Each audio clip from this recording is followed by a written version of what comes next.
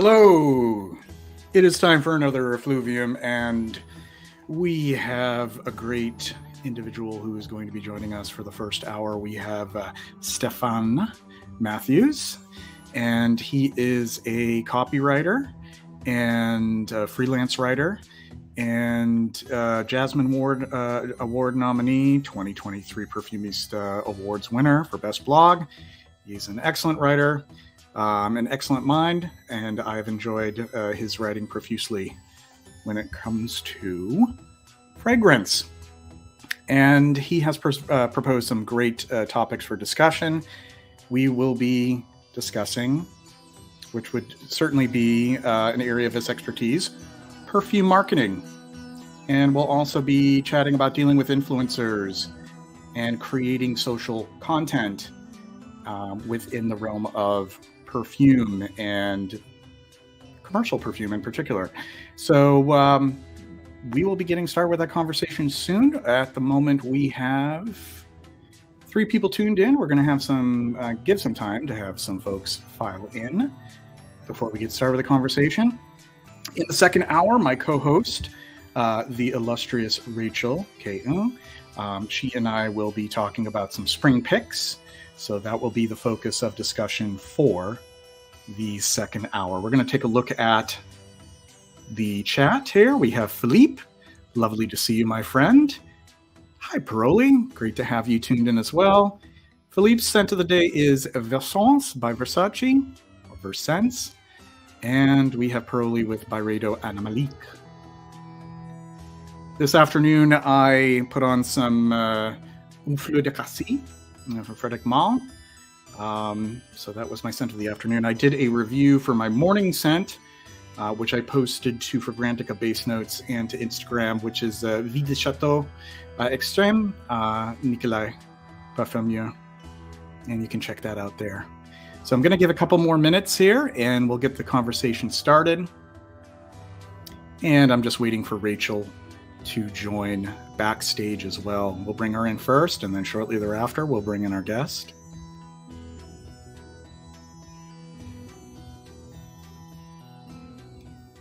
And just a reminder to support this content, to support Effluvium and the YouTube channel, don't hesitate to, if you're willing to buy me a coffee, or 1, 2, 3, 4, or more. Each coffee is $5. 6 cups will get you a sample pack from my enormous collection of samples. Many for perfumes that I've already sampled before, but they still somehow end up in my lap anyways, and I want to make sure that other people can appreciate them. So you can visit that at www.buymeacoffee.com/Joseph Kolb P. And I think without further ado, we're going to get things started. Hopefully Rachel will join us as well backstage, and I will bring her into the conversation. So let's get the conversation started. And I'd like everyone to welcome our guest, Stephan. Hi. Hello. Nice to be with you. Nice to be with you as well. Thank you for accepting our invitation for a discussion. No, it's great. I know we tried to get a date in a few times, but it coincided with a big kind of 300-mile move. A big life event, as it were. To the far corners of Cornwall. So, yeah. But it's great to finally be here. Yeah. I'm glad to have you join us here. I've followed you for some time. You were one of the earlier perfume folk that I started following when I was doing sort of independent perfume making, and then I took a huge hiatus from that and decided to do perfume writing and perfume reviewing and journalistic side kind of stuff. So I paid even more attention to what you were doing. So it's just really great to have you join us for a conversation. Hopefully we'll have my co-host shortly, and she'll be backstage, and we'll just bring her in when she's ready. So let's get started. I was really enthralled with the topics of discussion, because I think that these are good discussions to have right now, because I think social media has reached sort of a fever pitch in all areas. So why don't we get started with that? I wanted to kind of get your thoughts on first the concept of an influencer within the context of fragrance, and kind of just get some of your thoughts and ideas on that.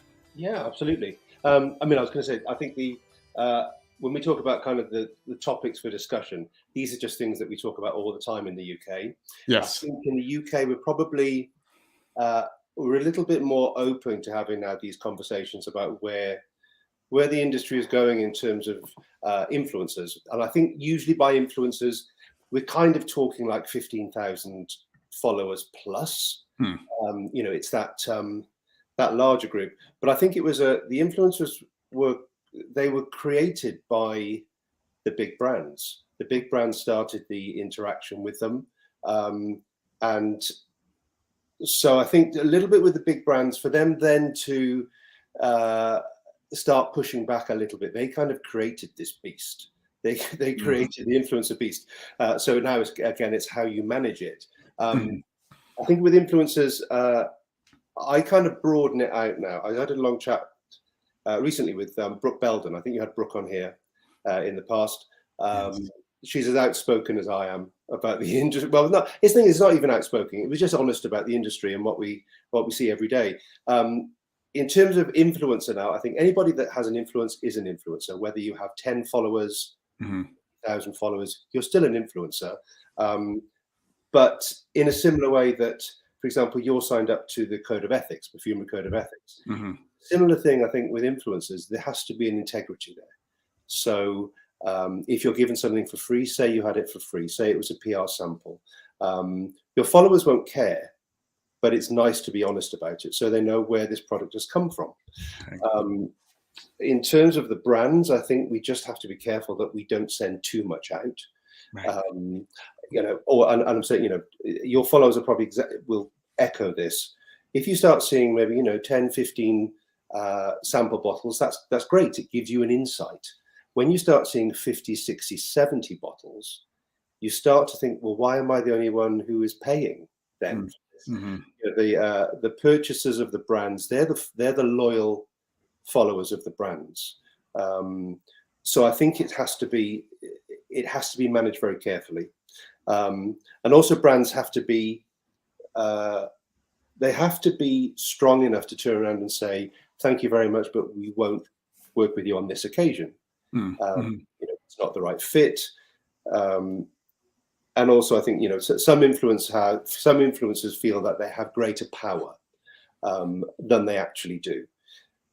And again, that's something which can have a negative impact on brands, on website, you know, on so many areas of the perfume industry. Give an honest feedback, give an honest critique, but I don't feel for myself there's no place for point scoring. And you know, I'll be vicious about something for the sake of being vicious or for the sake of just getting clicks. At the end of the day, someone has created it. Someone has created, you know, from the perfume through to the box, through to the juice, through to the copy. Someone has spent time. People have spent time doing this.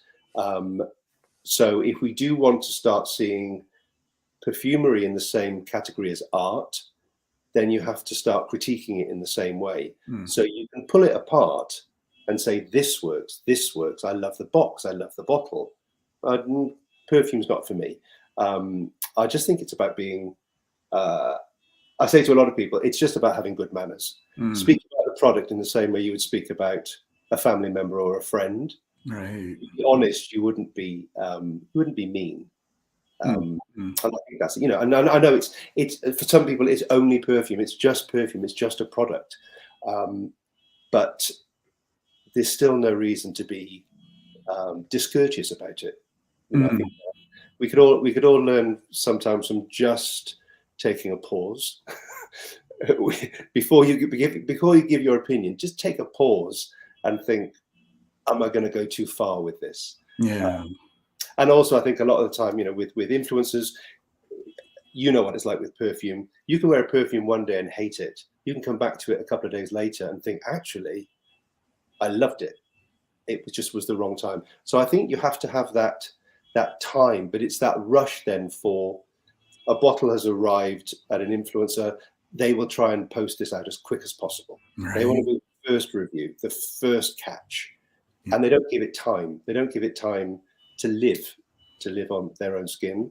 And it's, you know, there's been fragrances I've worked on in the past that as well, if you spray them on card, just on the strip, they bear no resemblance to what it smells like on skin. True, true. That the difference in that evaporation curve is it's so different.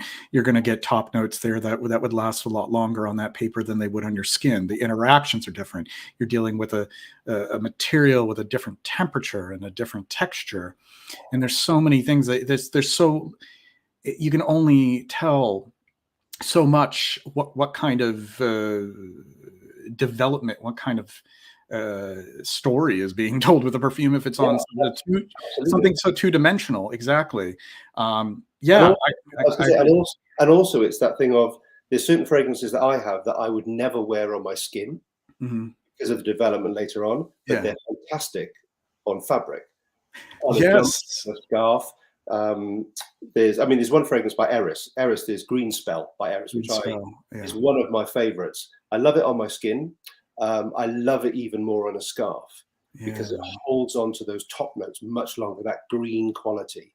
So Yeah. it doesn't develop into the resin, but then put it on the skin, and that's when you get that later part. So you can choose how to use fragrance as well, but wear it on the skin, wear it on your clothing as well, because it will elongate some of those notes. That's Um, such a good point. That's and such a it's good normal point. as well. Everybody, if you think of anybody that sprays perfume before they go to work or the office or wherever they're going, we do get nose blind to it. It's a True. natural thing. We get nose blind. It's a safe scent. We stop kind of smelling it. Mhm. Um, so then when you finish work and you pick your scarf or your coat up again, you suddenly get this lovely waft of the fragrance again. I love that. It's It's important to highlight that. I think, whereas what I said earlier, you only get so much from a certain surface. You think of the different surfaces that can be used and the different ways of enjoying perfume. My absolutely, favorite is getting that interaction between what is already dried down on my skin and what is at a different stage of development on clothing.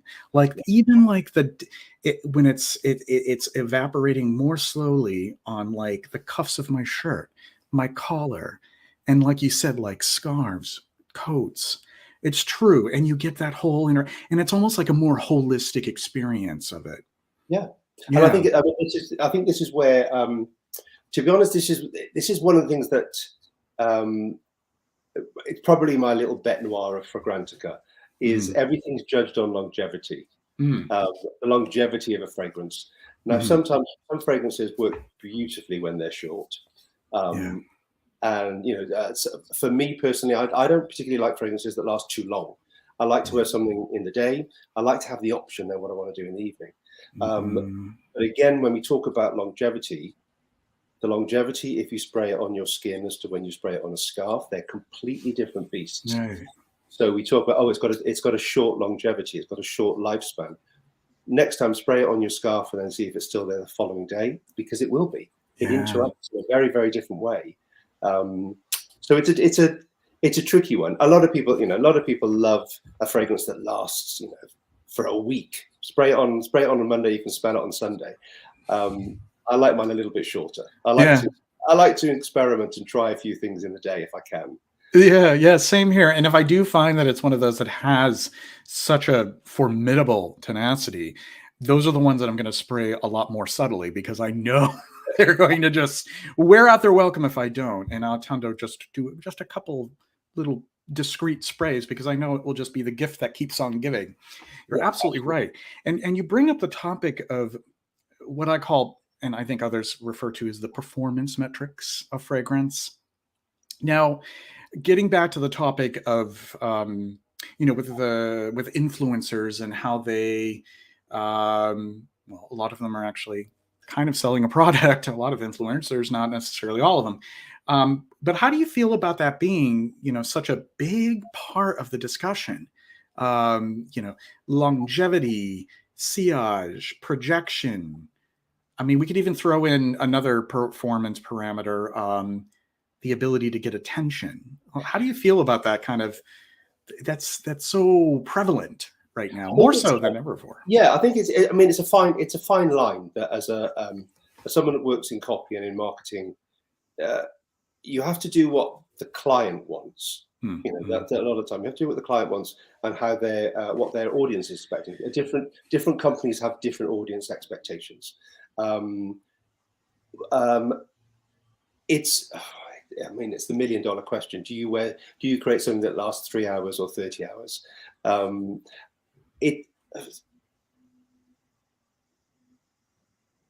mean, to be honest, I honestly don't know how to answer the question, because I think it's so individual based on companies, on what their expectation is. I mean, my main thing would just be, if a company is selling you a fragrance based on the fact it lasts all day, that shouldn't be the first requirement of a fragrance. The first requirement should be that you love the smell of it on your skin. Yeah, that's the beginning. Do you love it?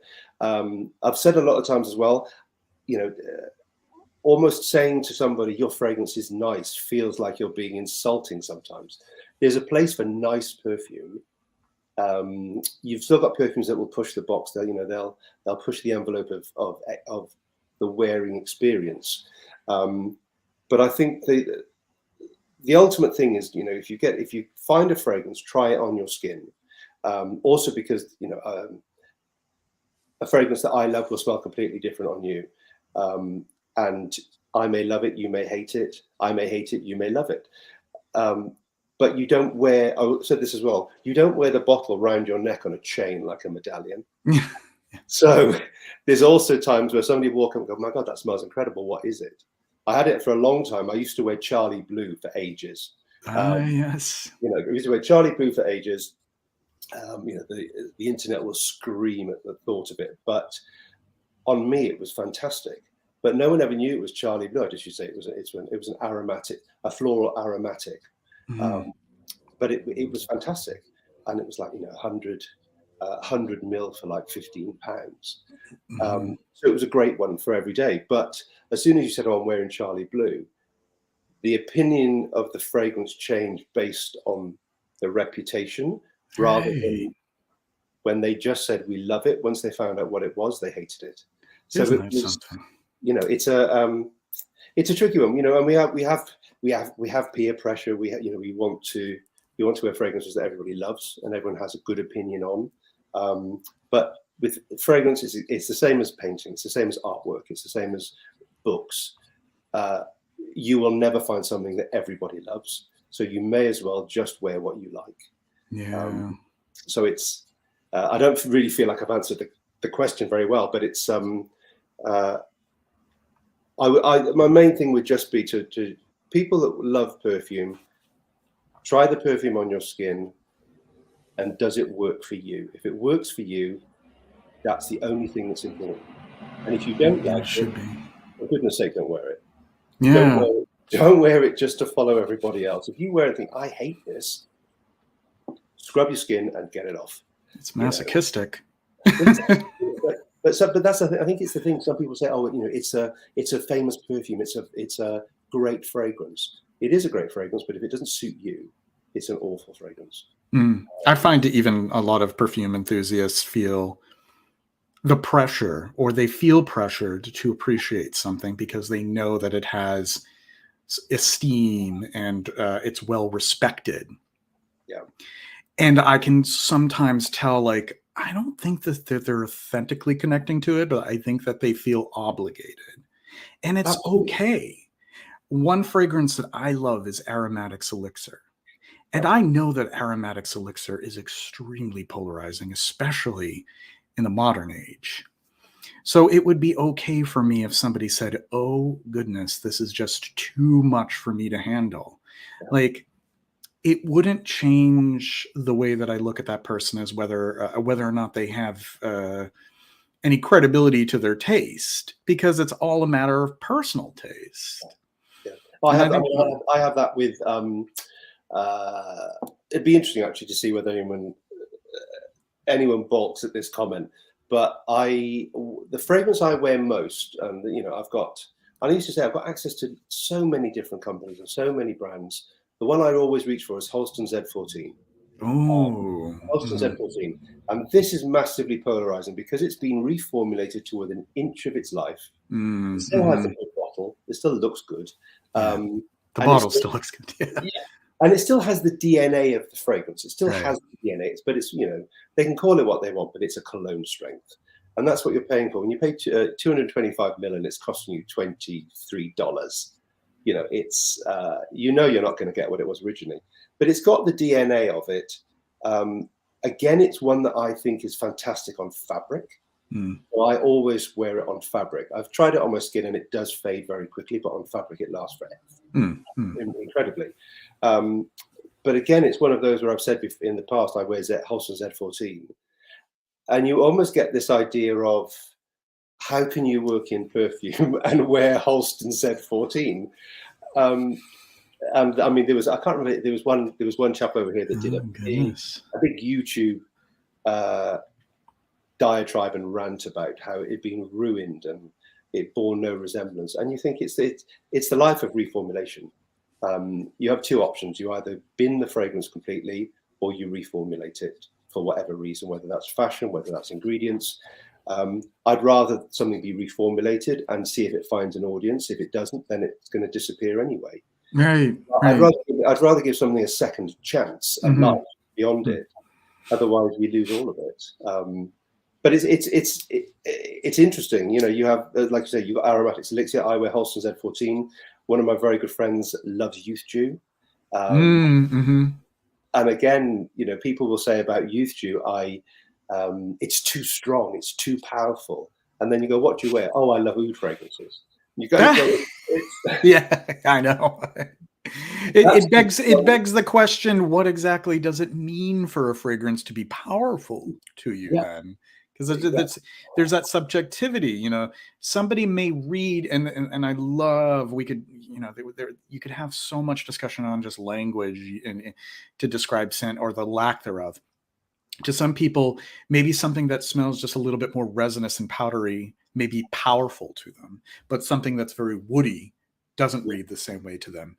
So the power may have something to do with the preference as well. Not just, and you had Nick was on it. So you did Nick Gilbert the other. Great chat. Yeah. And again, completely agree with Nick. One of our biggest problems is that bloody fragrance pyramid. Oh goodness, yeah. Fragrance pyramid, the note pyramid. If you want to publish an ingredient pyramid, fine, publish an ingredient pyramid, but it should come with a warning of, by the way, you're not going to smell this. This isn't what you're going to get. This is just part of the recipe.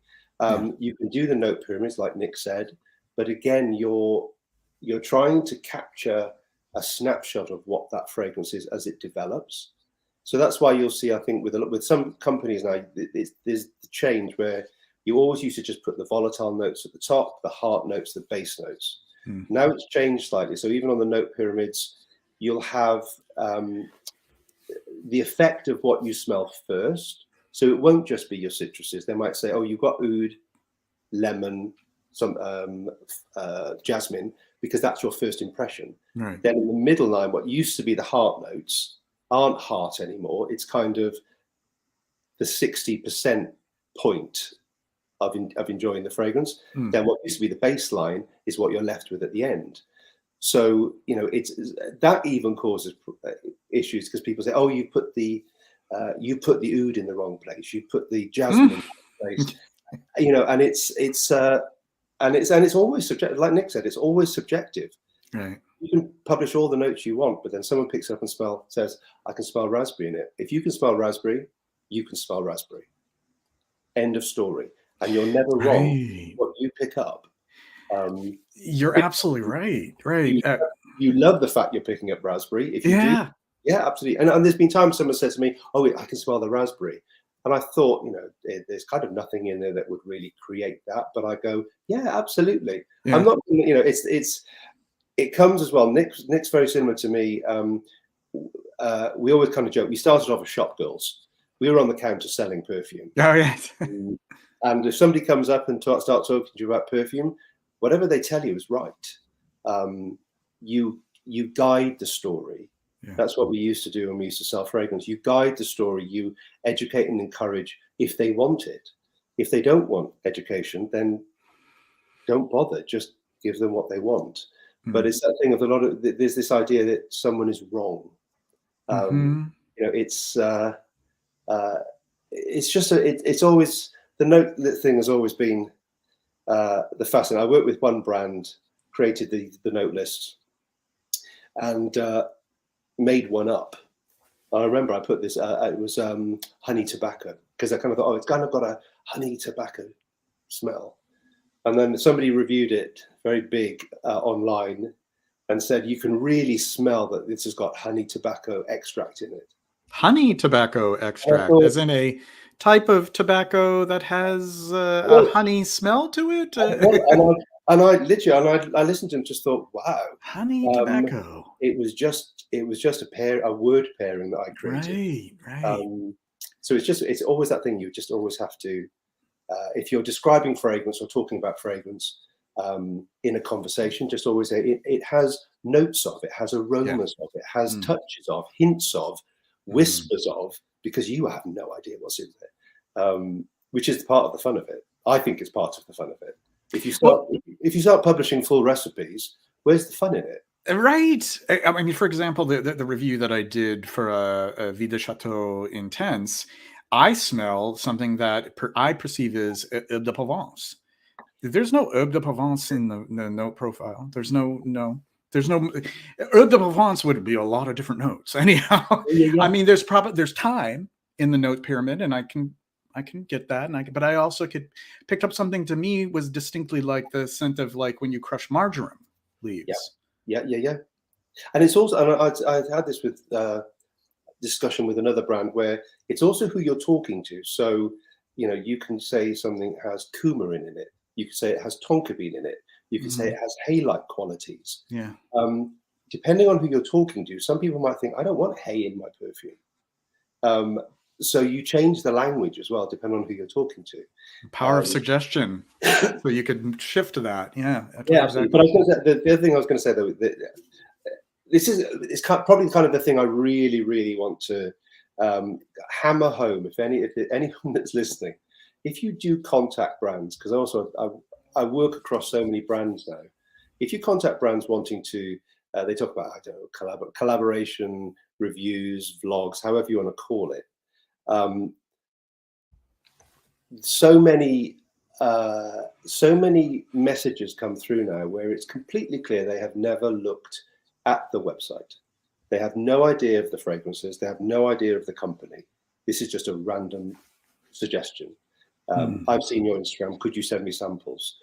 And that's kind of as far as sometimes the message will go. Sometimes they'll just do a copy and paste and forget to take the previous company out of it. Which was great.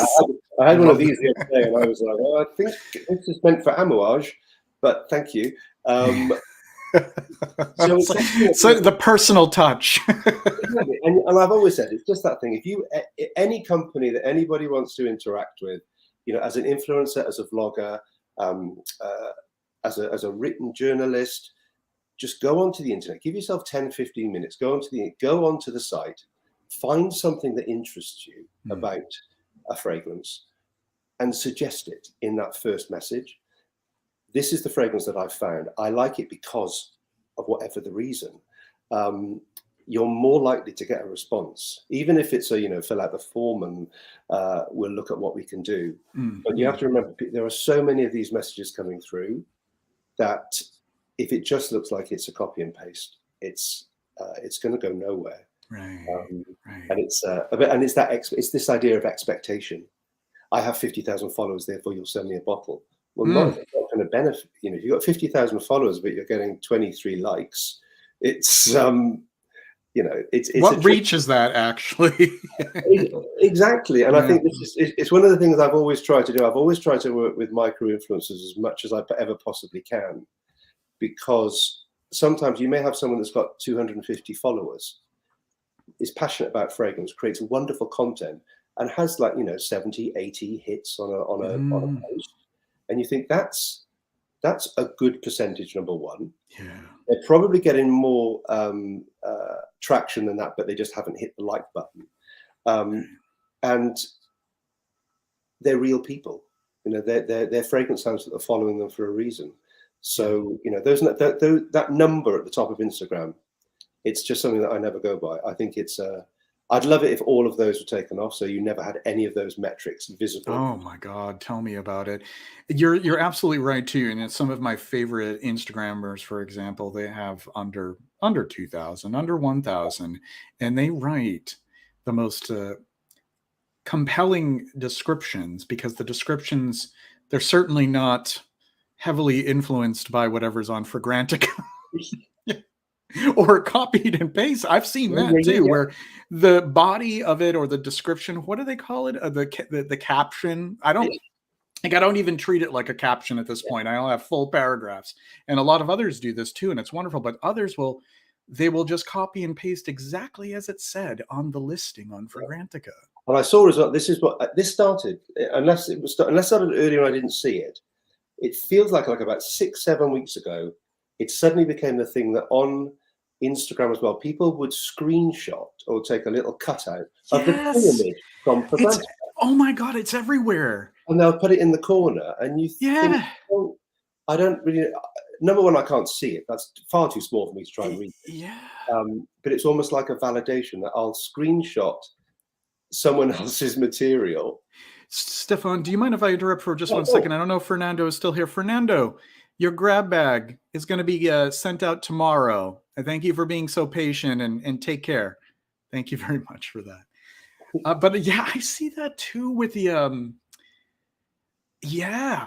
or they'll do a reel, and the reel will consist of the photographs that are directly taken from Fragrantica and the notes pyramid, and the ad copy that was taken from wherever the ad copy was, pasted into Fragrantica, and then it ends up on an Instagram post. Absolutely. I mean, I've also a lot of the it's a kind of it's still a project of mine that I'm still trying to encourage as many people as possible to write. Because I think written reviews now are becoming so secondary to videos and so secondary to vlogs. Right. And there's something wonderful about translating your thoughts into words when it comes to fragrance. And again, I think that one of the things that's happened, and this has always happened, is that people have always been a little bit afraid to put their opinions into words because they think someone will tell them they're wrong. Yeah. And it's one of some people used to say those type of things to me. Oh, I don't feel I can do that because somebody will say I'm wrong. I don't think that note's in there. What if I get it wrong? My answer would just be full of curse words, basically. And I would just say, say what you want, write whatever you want, put it into your own words. It's like if when we send press releases out, I am one of the people that will always usually say, look, this is the press release. This is kind of the backstory. This is what the inspiration was. However, if you want to go off on a completely different tangent with this, do it. It would be wonderful. Because you imagine if you said that, if you did a fragrance, Coburn #1, you send it out, Coburn #1, and you send it to 15 people and say, this is the details. However, you're not allowed to use anything on this piece of paper. Come up with your own story. Come up with your own inspiration. What does it smell like? How does it feel to you? Suddenly you get 15 different opinions. Yes. Rather than just a copy and paste, which is what you get a lot. And I think that's also when followers and people that buy perfume, actually part with their hard-earned money to buy it. That's when they get annoyed because they just see the same copy being copied by everybody that comes through. So it's a tricky one. But I would always say to anybody, if you have an opinion on a fragrance, it doesn't matter if you think actually I can smell mango in the middle of this. Well, if you can smell it, it's in there. Yes, and you're not wrong. It's whatever it feels like to you. And my big thing is I don't really have it over there. There's like a antiseptic preparation over here called Germaline. And there's been a few fragrances recently where people have sent these through, and I thought, oh God, it just smells like Germaline. Other people haven't picked up on it, so I just don't know whether I just had an upbringing where I was constantly cutting my knee, so I just had so much Germaline. I know what you're talking about. Yes. The kind of antiseptic. Yeah, absolutely. And there's nothing wrong with enjoying unconventional smells as well. Absolutely. Like I love when certain fragrances have a certain kind of medicinal character. And I know that's not for everyone, or some people, they're put off and they have associations, but I love it. Yeah. And for some reason I have more positive associations. That's another thing too, the association, because I say if it's something like incense, there are going to be some people who don't associate it with maybe the more challenging aspects of being raised in a church. They might be put off by it. They might, I don't want to be reminded of that. Yeah. I was liberated by not having been in a church that used incense, so I embrace it wholeheartedly, and it's one of my favorite families of fragrances. So there's that too. It's really so based on experience. Yeah. Well, for me as well, there was there was a long discontinued now. Fragonard, the company in France, they used to do a fragrance called Vetiver, which was part of their Naturals range many years ago. Mm-hmm. That was discontinued in favor of a reform, a different version. A different perfumer then did a new version of Vetiver. Mm-hmm. And ever since, it's always been it's the scented memory that I've been hunting for years and years and years. And I always remember speaking to one of the owners of Fragonard, and I said, why did you change Vetiver? And they said, we wanted to go in a bit more kind of like a Caron route, of a Caron Vetiver. And I was like, yes, I get what you were going for. Right. I said, but I missed that original one, which was a little bit rougher around the edges, a bit earthier. And you kind of, now, 20 years later, you think, actually, now, if you still had that fragrance, it would be completely on trend, because it would be more of a pure warts and all vetiver. Right. So you'd have more of that fragrance. But, it is that association. So whenever I smell anything that remotely reminds me of it, I just think, this is excellent. Doesn't matter what anyone else, I just go, this fragrance is excellent because I have that memory. It reminds me of what I'm missing. Yeah. And I think it's something that Roger Dove used to say in his trainings a lot about vanilla. Everyone talks about vanilla. Now, vanilla is this wonderful smell. It's a wonderful smell if you have wonderful memories of vanilla. If you have awful memories, if your childhood memory was, I don't know, a vanilla cupcake and somebody pushed your face into it, you might not have the same response to vanilla. Right. Yeah. So, like I say, it's those inbuilt triggers as well. So but it all comes back to those notes. It's that thing. The hardest thing is just saying to somebody, we need, and this is what you used to get when we worked in stores. You had to get that fragrance on someone's skin. Mm-hmm. Once it's on the skin, they're going to live with it for a few hours and see if they fall in love with it. Once you've done that, that's the hardest bit. That's the hardest bit, is to get someone to spray it. Especially now, I started doing that like 20 years ago. So even back then we had thousands of releases. Now it's anyone that says they smell everything that's released in a year. It's impossible. It's impossible. It's like, it's dizzying. I've reached a critical mass at this point. I've mentioned this a few times before, where it's like, I'm okay with not being up to date. Now it's just I'm always behind. I mean, I wrote about 1,000 Flowers in Grass. They do a fragrance called Orange Blossom Pétale. Yes, I was reading about that on your site. Yeah, this is a great fragrance. Now I'm 4 years late, 4 or 5 years late to the party on this one, but you think it doesn't matter, because we always used to say it's not about something being new; it's about something being new to the person. New to the person, yeah, exactly. Someone that's 18 now will never have smelled Aromatics Elixir, probably. So it will be a new fragrance for them. It's a new experience. Yeah. So we're always looking forward, and we've really got to start looking backwards as well. There's some classics back there, and sometimes the classics are a little bit cheaper, a little bit less expensive, so we can get that collection up a little bit more. Especially considering some of the pricing structures of current niche lines. Absolutely. Which often, not to be too opinionated, may be somewhat underwhelming, depending upon what we're referring to.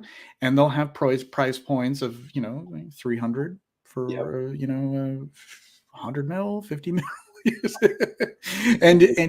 and I feel like for those who really want to kind of sink their teeth into it and really explore the whole history and all of the different eras, like I feel like it's money better spent to kind of reach for some of the older stuff, because if you're going to go there, you really can go there and you don't necessarily have to spend as much as what Absolutely. a lot of the current. Well, it's the thing. I think I'd say for me, in a positive way, Liz Moore's Papillon Perfumery is Yes. this is kind of like my go-to example of this. Liz's creations are incredible. Right. They're not overly expensive for niche fragrances. They're not overly expensive. Yeah. Hera fragrance was the one that I wore on my wedding day, which was a phenomenal fragrance. But again, when you smell fragrances from Liz, there's a history in them when you smell them. They have another time quality to them. Mm-hmm. So if you love that style, start looking backwards, and you'll find them. And obviously, like we say, some of them be reformulated to within an inch of their life, but you'll experiment with them. Look at the classic Lauders, look at Cinnabar, look at Youth Dew, look at Private Collection. All of these fragrances that once you get past the fact that your nan might have worn them and spray them, you think these are fantastic fragrances. And obviously they've all been reworked recently. I haven't smelled the new ones yet, but I was a Lauder boy at one point, and I always loved the old fragrances. I loved Azure. That was I know. And when they re-released them in the classic collections, they were all in the same bottle. It was a non-gendered bottle, but it was still pushed into the female section. Right. So that's the thing as well. Don't be afraid to go and look.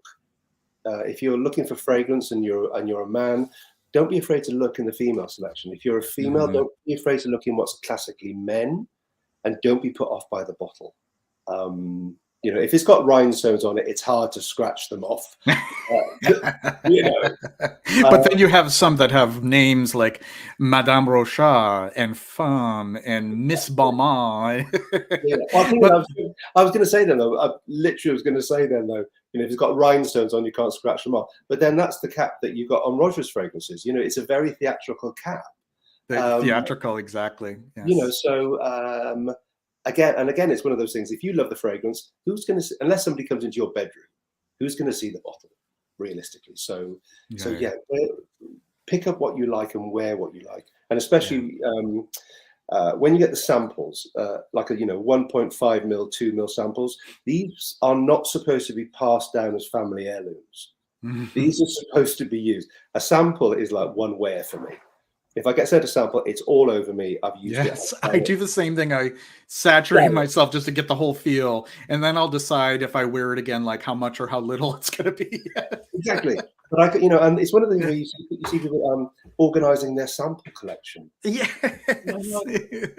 My God, I find it hard enough to organize where I put the cups and plates in this house, let alone a box of samples.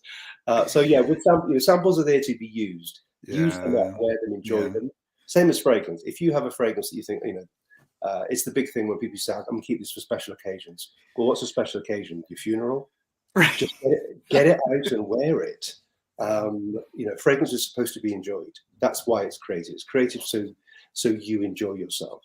Yeah. And if you don't have enough time in your own lifetime, then just find opportunities to enjoy it in other ways. If you can't enjoy it on your skin because you already have some drying down, what I do is I will spray it on paper or on like a scarf or something. And then there's something to be said for sharing it, decanting. And that's why I, the samples that I have, if I already have multiple samples, there's no real need for me to, especially the ones like I'll have samples and I've already gotten the full bottle and I never went through the entire sample because it was so big. Yeah, absolutely. I mean, I had this in when we were in COVID, in the pandemic. That was my moment to kind of sort out all the perfume collection that I had, stuff I'd worked on in the past, stuff I'd kept, and I had I think it was about upwards of 1,000 bottles of perfume from things that I'd worked on and collected over the years. And I just thought, I'm going to die before I could even use all of this. Oh, right. And some of the stuff at the back of the shelf I haven't seen for years. So I went through the whole thing, put it all out in a box at the front door.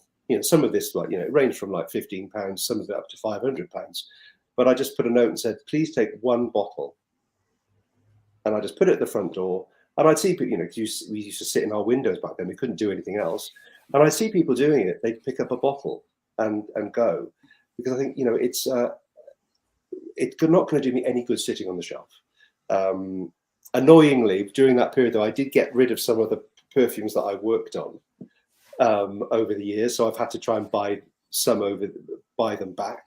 Mm-hmm. All the ones I was trying to find have been discontinued. So it's cost me a fortune. Yeah. But yeah, just if you have perfume, wear it and enjoy it. Yeah. I have a complete hoarding mentality, so I have this tough issue with letting go of the attachment to that I have to things. So theoretically, I agree with you. Putting into action is a hard part. But a lot of us who collect things, have that issue. Well, I was going to say as well, the other thing I wanted to say about the video that you did with Nick, that it reminded me,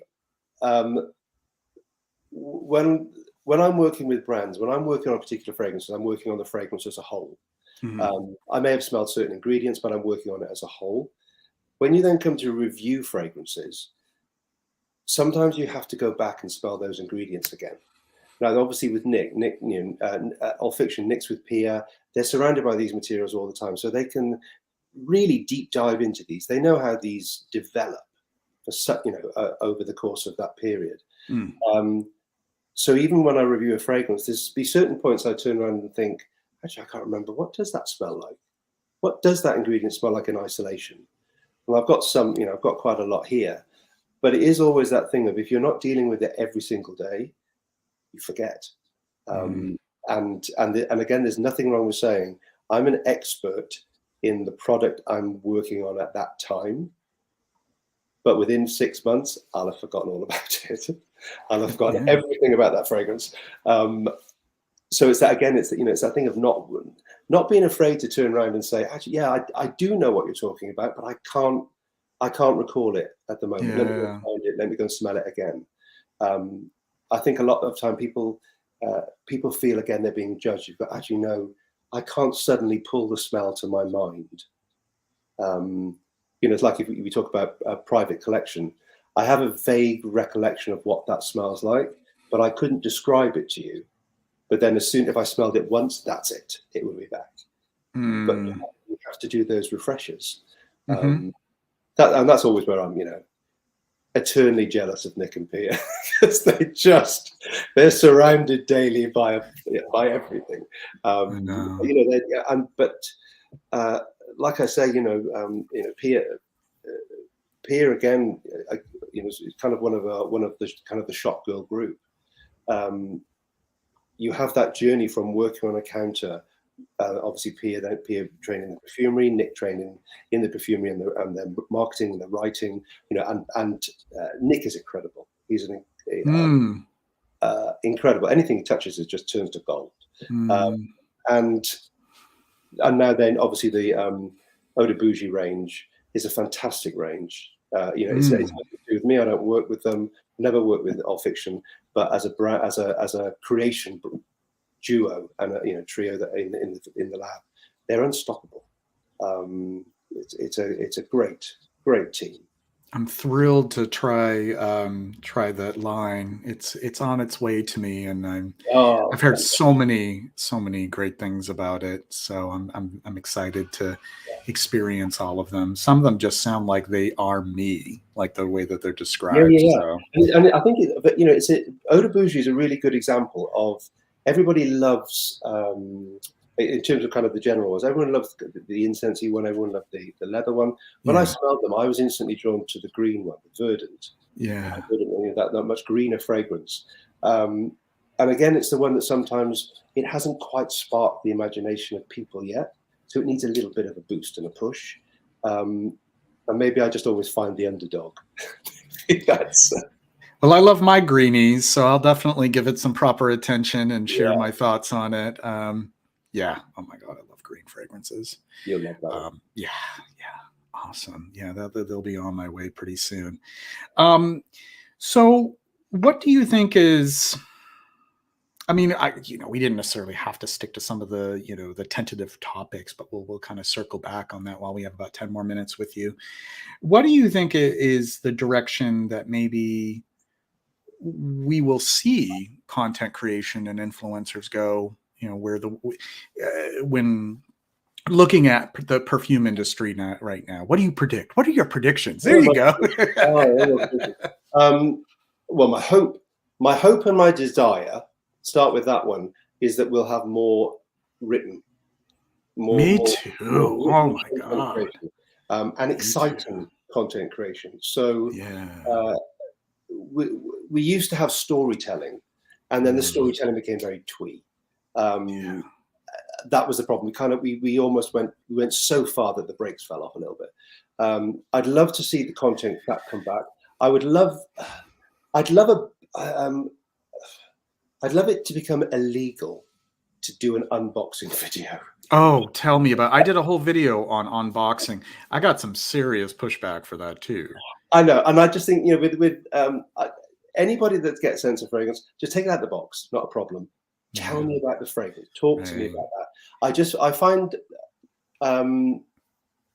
the unboxing videos, and when I say I find them lazy, I don't mean that in terms of their creation, because some of these videos are incredible.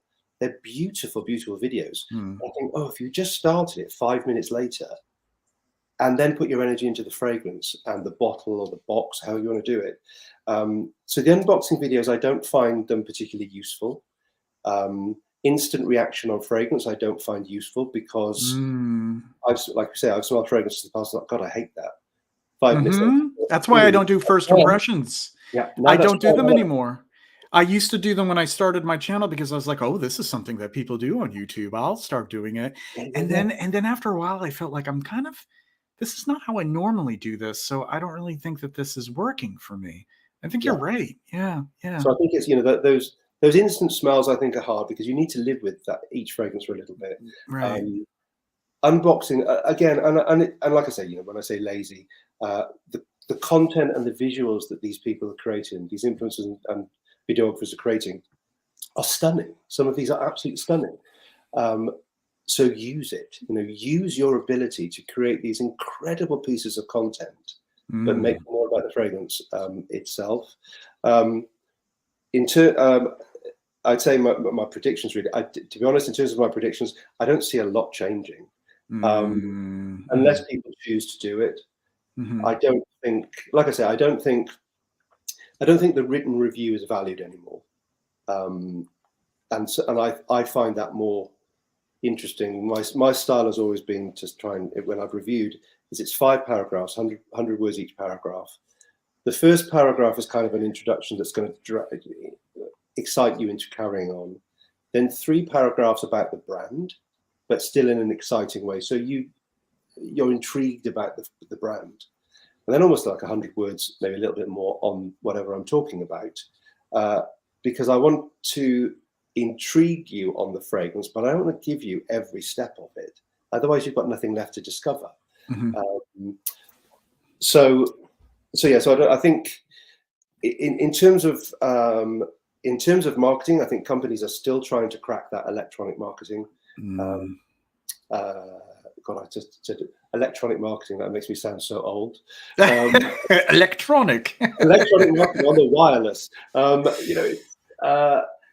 It's still that big thing about how you join the online audience with a fragrance that can't be transmitted online.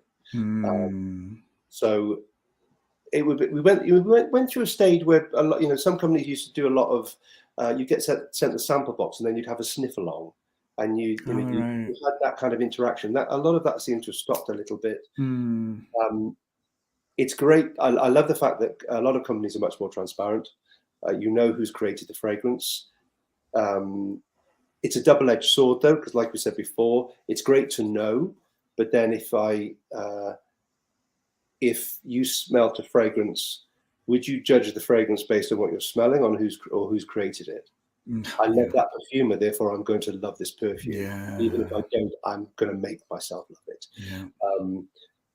So it's difficult. I do think that this 2024, 2025, we're still trying to work out. Number one, we're trying to work out how on earth Instagram and Facebook works in terms of interaction. There's many companies that tell you that they can guarantee you exactly how to be successful on Instagram, but it still seems a little bit like you could create a piece of content in 5 seconds, put it up, it blows up. Spend 5 hours creating something really carefully, dead. Yes, I know about that. And I've always said, for anyone that's creative, you do your best, you put it out there. If it resonates, it resonates. If it doesn't, you move on to the next one. Right, right. So that's the hard thing. That it's working out how on earth social media works. We still don't know how it works. We still don't. It's still very much the Wild West, that's for sure. I appreciate the seeing things like Substack come into being, where long form writing is encouraged once more. That might still be a smaller segment, but I feel there's potential with growth on that. And then on the flip side with TikTok to me is where I find a real disconnection with Perfume, because how can you really express much in such a short form? Yeah, I mean, TikTok is one of the brands I'm working with. They said, "What's your opinion on TikTok?" And I just said, "I don't have an opinion." Yeah, I don't have an opinion because I'm not getting involved in it. It's exhausting. It can be. It feels like it is. In order to create that level of content constantly, and you can't reuse assets from other places. They've got to be delivered. They've got to be specifically created. You have to have someone that absolutely deals with that 24/7. Yeah. And it's a massive outlay for companies. So I know it's a lot of companies are having great success in terms of selling through TikTok, but again, it's one of those platforms where no one really knows how it works. Some things fly, some things die. Yeah. But the biggest thing, I would say the biggest thing I've said to brands in the last 12 months, and I repeatedly say, is compare and despair. That's literally it. You have to know what you want to do as a brand, what your goals are, and go for them. Mm-hmm. Don't look at what everybody else is doing, because they'll be doing something else which is successful, but then they're looking at you going, "Oh, but you're more successful in that bit." So you've got to stay true to yourself as a brand. Once you veer off it, you kind of you disappear, which is really hard. And and I'd say kind of on a personal level, there's been brands that I've worked with in the past that I have loved working with. I've loved creating them alongside the founders, and then within 12 months they just disappear. And some of them have been incredible, absolutely incredible, but they tinkered with it. After kind of my job had finished and I'd left, other people came in and tinkered with it, and then it no longer had a direction. That's the problem. I've seen that with certain brands where they took a risk and it didn't quite work. They wanted to kind of reinvent themselves to see if maybe it's a good strategy, and then it ended up being a detour that had them meet their demise, essentially. Yeah, some brands that had a lot of cachet too, a lot of really great reputation. I was going to say, I had it today at one point. I've completely missed this. I'm still always been a big fan of Le Mont by Coty. So in all of that kind of went. And then when I saw that the brand was back in a different form, I saw Luca had written about it. And I suddenly thought, how did this pass me by? Where did I miss this one? Yeah. So again, you think even when you're surrounded by the industry, you miss things. You can't take it all in. Yeah, that's true. It's true. Stephan, thank you very much for accepting the invitation. It was a great chat. Let's do another chat. Hopefully we can do another chat where you have more time so we can get into more tangents, because I think that we would just have a lot of great stuff to discuss. But I really want to thank you so much for joining me. No, it's been absolutely great. Thank you so much for having me. And keep doing keep doing the interview format. The interview format's so important. Oh yeah, and the conversation interview format's so important. Because again, you just, like you say, you start off and go off on a tangent. I can talk for England. But I think people enjoy that. It's the organic nature of that is really appreciated. So absolutely. All right. Okay, yeah. Stephan, we'll talk more soon. All right. Absolutely. Take care, my friend. Bye-bye. All right. Bye-bye now. That was a very great discussion with Stephan Matthews. You can visit his site. Just look at the description for our Effluvium live stream. I have a couple of his links there. You can also find him on Instagram as well. He has some great posts there. So I will be back. We're going to do a brief intermission, and we'll move on to the next hour. We'll see you all very soon. And hello there, Professor Value. Thanks for stopping by. Stay tuned for the next hour.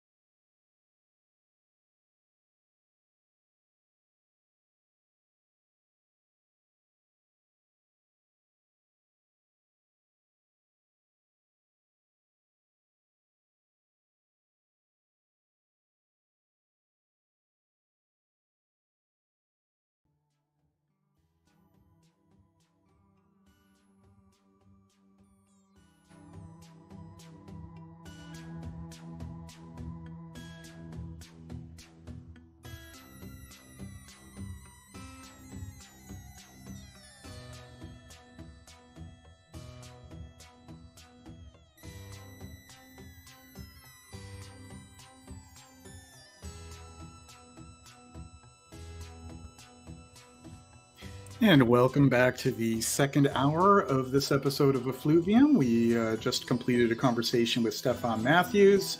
Be sure to check that out in the archived stream here on YouTube. It was great to have him.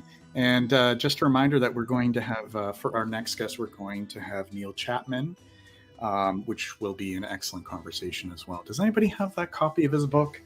Please let me know in the chat. I'm going to bring it out here. It is a great resource, if I can grab it here. So this is his book. It is Perfume in Search of Your Signature Scent. This is Neil Chapman. And it does a breakdown of different fragrance families. They're in categories. And he has reviews and write-ups for some of his favorites in each of those categories. It's just wonderfully rendered book. Let me just take a look here. So in Search of Your Signature Scent, there's a foreword. He goes over his perfume obsession, the art of perfume, how to wear perfume, and then it is in sections, starting off with, as I mentioned earlier in the conversation with Stephan, he starts off with green fragrances, one of my favorites, then citrus, flowers, and then the classics that includes floral aldehydes and chypres. Then he moves into spices, gourmands, eros, and I love the subcategories here under eros. There is the boudoir, the speakeasy, which would be booze and tobacco, amber, musk, leather, and classics for men, fougères, and aromatics. Then there's a woody section and an meditative section, which includes incense and Japanese incense, and then even oceanic. And the anti-perfume and futuristic as well. Very cool. And you can take a look at, this is his little section on, look at this. Lovely. I mean, this is such a specific category that I love, especially this time of year for springtime. Bluebell, hyacinth, and narcissus. Look at that lovely little illustration of the bluebells. Isn't that cute? And then he goes into his favorites that fall into that category. So we have some here. We have Bluebell by Penhaligon's, Gland d'Amour by Anicotal, Chamade by Galland, Narcisse Blanc by Caron, and Eau de Narcisse Bleu, and some others. Then he moves on to Lily of the Valley. It's a wonderful book. If you don't have it, you should get it if you're a real diehard enthusiast. That is Perfume in Search of Your Signature Scent. That's Neil Chapman. He will be with us for the next episode of Effluvium. And I think that is, the date is in May, but I think it's the 2nd. I think it's May 2nd. I'll double check that. And that's the next one. We're going to have one, we're going to kind of switch it up a little bit. Next week, I will be doing the next Notes and Accords. And that Notes and Accords is going to be for Iris and Violet. And the reason why I'm going to do Iris and Violet is because the two are siblings in a way, because we're dealing with ionones and irones. They both have similar feels, but they're not exactly the same, of course. But they're kindred. They're adjacent. So I thought it would be a great idea to combine the two. Often in fragrance, the two are combined as well. And they both have that kind of mood, a little bit of that melancholy to them, both Iris and Violet. So that'll be the next Notes and Accords. I haven't decided on the exact date, but it will be next week. The week following that, I have yet to decide what I will be doing that week. If anything, I try to do one thing a week here on the channel. But I'll plan on something most likely for that week. And then I think the week after that will be the Effluvium that we will have with Neil Chapman.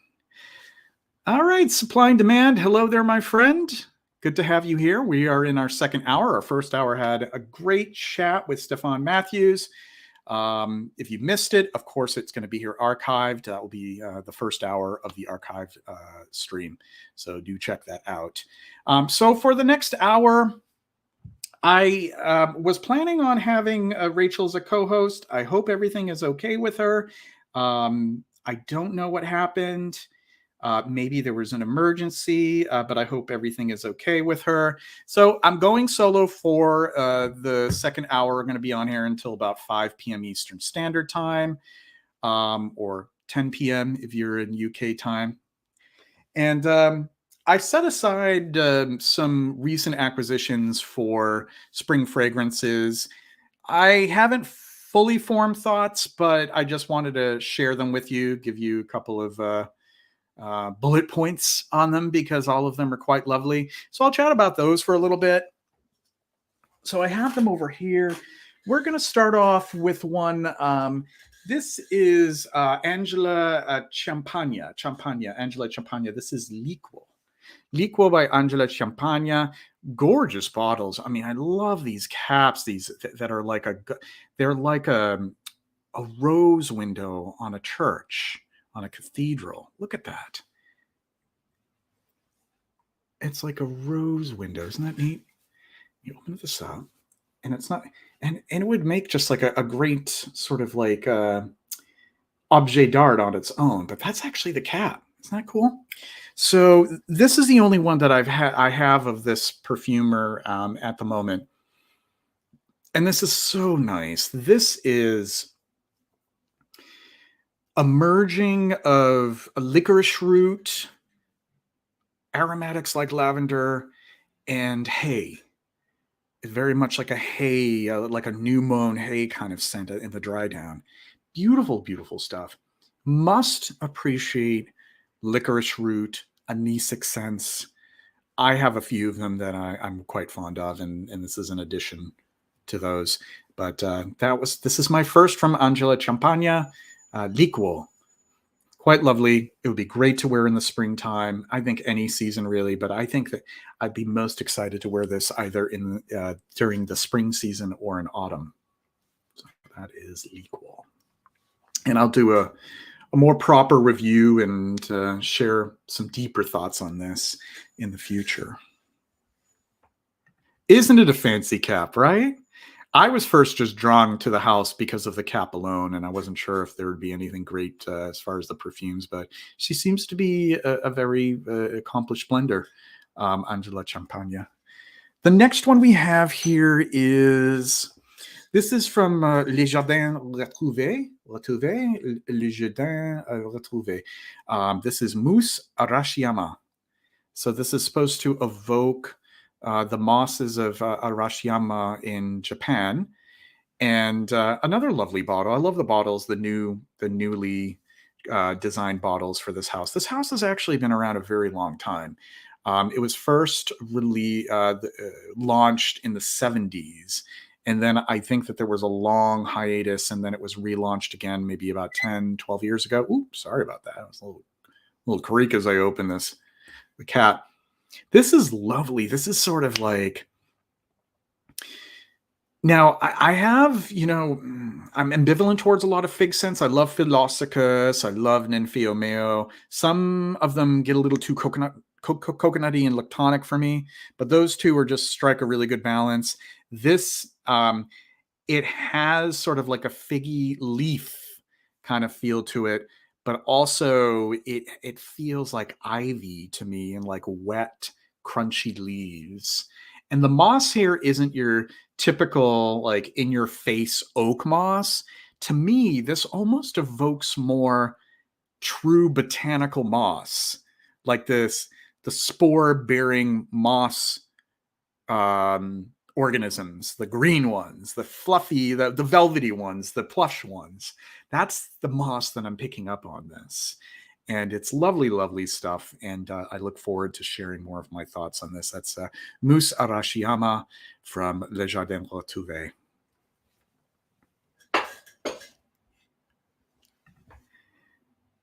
Electronic marketing. Very nice. Yeah. Like the electronic mail system. The next one here is Sicily, Paris. L'Orevé, Dubert. Philippe, let me know if I'm butchering that or if I got it pretty on point. L'Orevé, Dubert. And it turns out this is I could actually decant this if I wanted to. I just twisted it. I just twisted the atomizer. So, this is so good.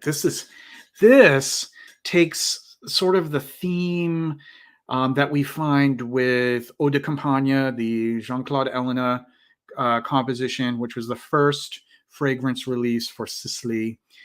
And what we have here, instead of the tomato leaf, what we have are some interesting other kinds of green notes. We have something called buchu leaf.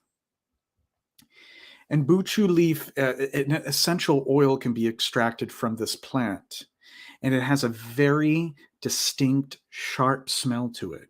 And when it's not diluted, it would make something like black currant blush. It is very ammoniac. Very pissy, very strong, very sharp. However, in dilution, you have this stemmy, grassy, leafy, raw, vegetal kind of feel to it that just like, it's so punchy in this. It's beautiful. And there's also mint, but this is more like the leaves of the mint, like fresh mint leaves, and you crush them in your hand and you expel the oils out of the leaves, and this lovely geranium at its core.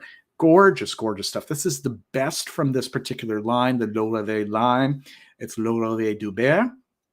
And like with the others, I'll be doing a proper review of this sometime this spring, early summer. Pretty good pronunciation. Yeah. Let me try it again. L'Orevé. So when we have the little caret above the E, Philippe, Is it like a short E? Rêver du bien. Rêver du bien. Let me know. I always appreciate your help. All right. And the fourth one that I set aside is one by the very talented perfumer and previous guest to Effluvium and frequent viewer and supporter of Effluvium and my YouTube channel. This is Darren Allen. This is his newest release. This is Songe Fleur. Beautiful stuff. My goodness. This man knows how to compose with the spirit of the early to mid-century in perfume. Smelling his stuff is an opportunity to smell perhaps as close as possible, barring any restrictions to materials, as close as possible as what a fresh fragrance from that time period would smell like. This has beautiful florals in it, aldehydes. It has just this herbaceousness to it as well, a heliotrope. Lovely. Beautiful. It wouldn't be out of place out of something that would have been released by Caron or Balenciaga, in the teens, the 20s, the 30s. Songe Fleur from Darren Allen. My favorite release so far from 2024. But like I said earlier in the stream, I haven't really been exactly keeping my finger on the pulse of everything that's been released. So take that as you will. This is one that I'm aware of from 2024, and it is a favorite of the year. So those are the four that I'd set aside. And Philippe has given me some constructive feedback on my pronunciation. The double E means that you can make the E sound longer on top, indicating. So let's go back to. So with this name, Le Réveil. How's that, Réveil? Let me know if that is a little bit better. Réveil. I'm still kind of curious about the accent, the caret on top of the E. The first E after the R. Réveil. Still gotta start that Rosetta Stone and get back into French.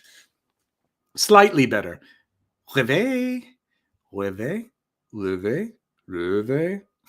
Okay, I'll stop annoying people now. Thank you so much, Philippe. I'll get better day by day. Great. All right, so those were the four that I was going to chat about with Rachel. We were going to kind of alternate back and forth, so we would have fleshed out maybe a good 40 minutes of between mine and hers. So what we can do, we have 13 people who are tuned in right now. I'm going to still flesh this stream out to 2 hours because that's just the format of Effluvium. And we can just get some feedback from viewers on what you'd like to see in the future on this channel. Maybe, future interviews and panelists, people that you would recommend. Live, like reverie. Rêver, dormant, but feminine. Thank you. And just a reminder, if you haven't already done so, to please hit the like. And that does help the channel, helps people see these live stream archives. So hit the like if you would be so kind. And we are still doing a sample pack. I'm going to be doing this through the end of this season, which will be a couple more episodes. 6 cups gets you a sample pack. US and Canada only. I didn't add the Canada to that particular post, but you can just visit the link to buy me a coffee. It's right at the top there, pinned in the chat section.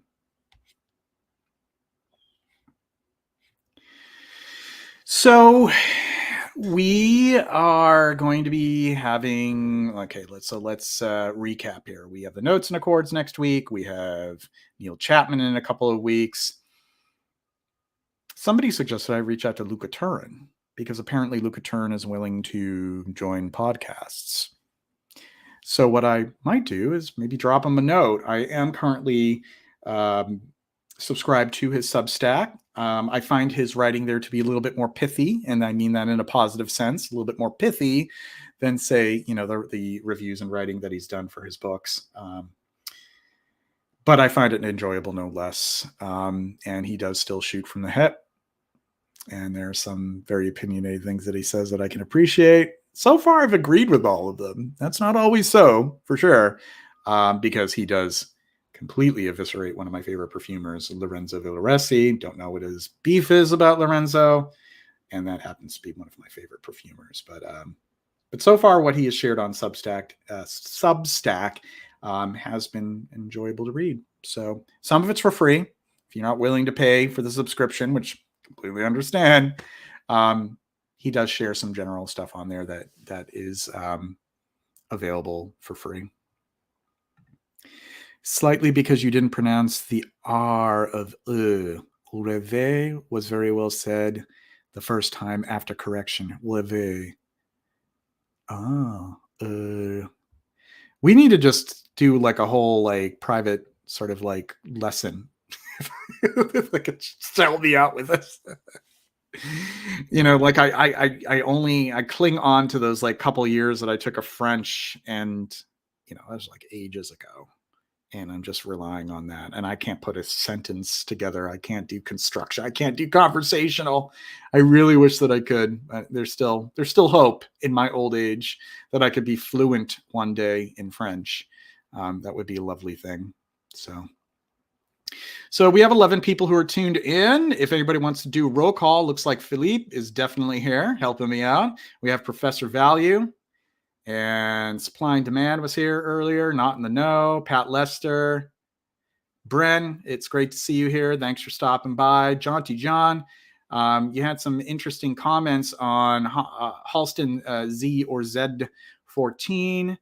And he mentioned that he likes to add a bit of diluted oak moss absolute to the current one for fun. Hey, there's no rules. There are no rules. Do what you want with the perfume that you have. If you want to do that, go for it. Knock yourself out. I don't frown upon it. And enjoy. I don't see any problem with that at all if you want to do that. So, like I said, there are going to be more streams coming in the future. But what I'm going to be doing in the summertime is I'm going to go back to once a month, like I did last summer, the summer sessions. And what I'm going to start doing is I'm going to start bringing back some previous guests. I've talked with John Biebel of January Scent Project. He'll be coming back. I also chatted recently with Dave, Callie's Groom Room. He was one of our regular panelists for the last season. He'll be joining us for a summer session as well. And like I said, if anybody wants to speak up, give any recommendations, who'd you like to see again? Who were some of the favorites, the favorite people who we interviewed and had conversations with? Let me know in the chat. Tell me. Don't be shy. And Philippe says, honestly, I'm up to give you a private lesson, French for you and technical fragrance stuff for me. Hey, that would be a really great exchange. Hey, I don't mind. That would be a great, it's negotiable. I could do it. Thank you. I'll hit you up.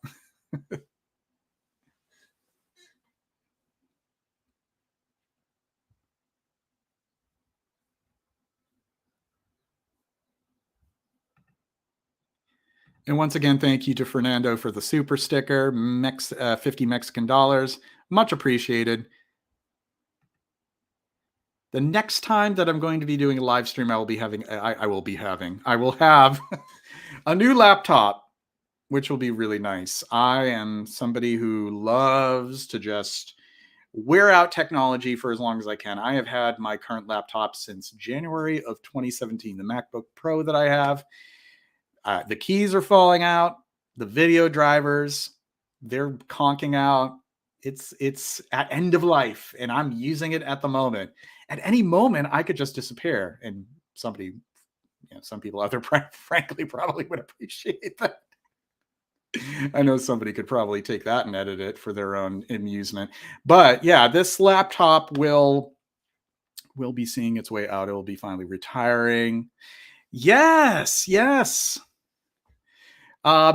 Donna would be, it would be a pleasure to have Donna back. I think the world of her. She is a brilliant mind, and I love to gravitate towards the brilliant minds with the fascinating things to say about just about anything under the sun, including perfume. So I would love to have her back and have a conversation. So maybe this summer I could twist her arm and say, like, hey, can you come out of perfume content retirement? People love to listen to her. She's fantastic. I don't see that happening anytime in the future, but it is a good recommendation. Gabe, however, Gabe was always just like a hoot. Yeah, I love listening to Gabe. So we'll see if maybe we can get Gabe back for a summer session or for the next season. I'm still trying to figure out exactly what direction I want to take with Effluvium. If I want to make it even more of a podcast format.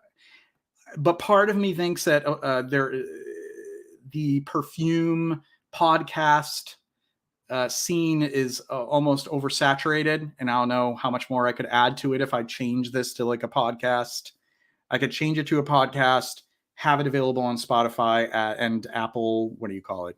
iTunes, and then also still have it on YouTube uploaded. But yeah, I don't know. I know that this is a pretty good pace for me. Last year, when I was doing it every week, that was really demanding. It was tough to keep up every week. So I like doing it every other week. I feel like that's like a more reasonable frequency for me. Darren, hey, Mandy Aftel, that would be great. You know what? Mandy Aftel would be great. And I think also Charna Ethier. Of Providence Perfume Company. I was thinking of reaching out to her and asking if she'd like to be a guest in the future, because it would be great to hear from those who are specific to natural perfumery. I think natural perfumery does get a bad rap, unfairly so. I think that it is really challenging to be a natural perfumer, but there's some real talent in that realm. And Mandy Aftel put it on the map pretty much. She's a delight. And I remember early on in my perfume exploration, she was pretty pivotal for me as far as like her books, Essence and Alchemy, and the naturals that she made available on her site. In my experimentations, it was through her procuring of certain rare raw materials that really piqued my enthusiasm for botanical materials. So yeah, she would be great. Diane St. Clair has a new fragrance. Yes, she does. And I helped her in evaluation for it, and it will be, it is a fantastic fragrance. Diane is a joy as well. I've done some perfume evaluation for her. And I also, I have done some recent reviews that I've shared to Base Notes for Fragrantica. I think she's extremely talented as well. And her love for the botanic materials really shows. Her passion and her ability to tell a story is unmatched and natural. As natural as the beautiful materials that she adds to her perfumes, the stories have they develop in such a beautiful manner in her work. So yeah, she's excellent. 12 people tuned in. We're at 4:30. I'm going to stick around for about a half hour. Is there anybody else that you'd recommend? Is there anybody that you tell me to steer clear from? No, you can just send me a message privately on that. Well, we won't make that public. Diane should come back too. I think that she was a really great guest last year as well. Who else? Christophe Ladamiel. Let's see if he wants to join. He made it so easy because he is like an active mind. He's like a geyser. So I didn't have to worry about keeping the conversation going. He could have hosted and I could have just sat back like, you take over. You take over. You got this. Wafts from the Loft. Yeah, those two gentlemen. Perhaps. Yeah, I could reach out to them. That'd be really cool. Yeah, we'll see if they might be down for that. I know that they were on sort of a hiatus, but they're back from that. So maybe they would entertain the idea of being a panelist on Effluvium in the future. A vintage connoisseur. Hello there, Deluxe Lex. Oh, vintage connoisseur. We can match wits on our yen for the vintages. Yeah, there's a few of them out there. It's just a matter of whether or not they have a lot of good things to say and are interesting, and are not going to just show off what they have. I want to try to steer away from that. Like, look at this. Look what I have. Well, that's great that you have what you have, but what do you have to say about it? You know, I really want people who can expound upon it and really talk to us about what they think of these perfumes. But I think that there's always room for some vintage connoisseurs, of course. Yeah, I love the two of them. Yeah. We'll make sure to have them back too. Scentland, the land of scent, and Lanier Smith is a beautiful human being. Is there anything that you want me to share right now? I have fragrances at my disposal here, you know, that I can reach for and talk about if you want. If you just want me to do a show and tell, if you want me to just show you that, like, proof that I have something because it's in my bare hands, you know. If you want me to do first impressions, even though when I was talking to Stephan earlier and I said that I wouldn't do them anymore, I can make an exception for the last 30 minutes of the stream. But I really did agree with Stephan that I think that first impressions, there are limitations to that. I mean, I think he made a good point about that, because I have found that my opinion of a fragrance will change often when I revisit it. And there may be things that I'll like, if I have made the mistake, and I will call it a mistake, at least for me, if I've made the mistake to sit down and said, this is the first time that I'm smelling this and I'm going to write about it, I will have written something and I'll read it back and I'll realize that it isn't really that my thoughts have changed since then, because I will revisit it. I'll smell it again. And I'm like, I was a little bit harsh about that.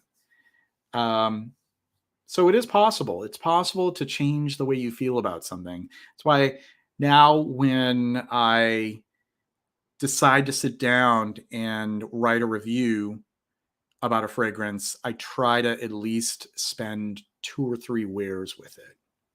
So there's a lot of time involved in that. But I really want to experience it a few times and be certain of my thoughts on it, rather than just do a first impression. But hey, if you want to see some first impressions, early on in my channel, I did like whole videos on it. And actually, the first season of Effluvium, for like the first half of the first season at least, I was like doing first impressions at the start of the live stream, and then, going back to them in the middle and at the end of the streams. But I kind of moved away from it. I just feel like my process is a little bit different than it used to be.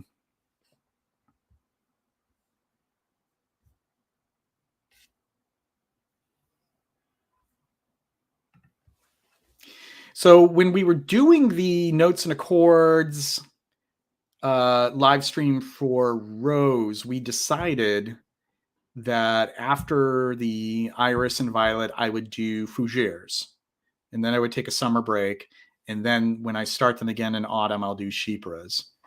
And I've thought about, how do I break down woods? Like, should I do like a sandalwood one? Should I do one just for sandalwood? Or should I just do all woods under one umbrella? Should I do like one for sandalwood and then one for cedar? Or do sandalwood and then just woods in general? I don't know. Tell me what you guys think of that. Like, how should I do the whole woods thing for Notes and Accords?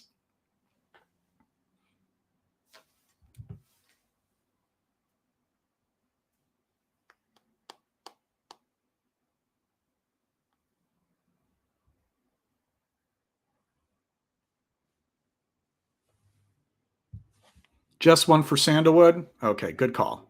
Excellent. I'll do one just for sandalwood. And truthfully, that could work, because let me tell you, there's all different kinds of sandalwoods. We have the Mysore sandalwood. We have different, what's the word I'm looking for? the word escapes me, but the provenance of the Mysore sandalwood can be India, which is really scarce nowadays, if not absolutely restricted. I don't know exactly if the Mysore sandalwood from India is really Mysore sandalwood, but it could be from India, it can be from Australia, and then you have Australian sandalwood, which is the Sandalum spicatum. You have the sandalwood that's grown on Vanuatu, which is an island in Micronesia, New Caledonian sandalwood.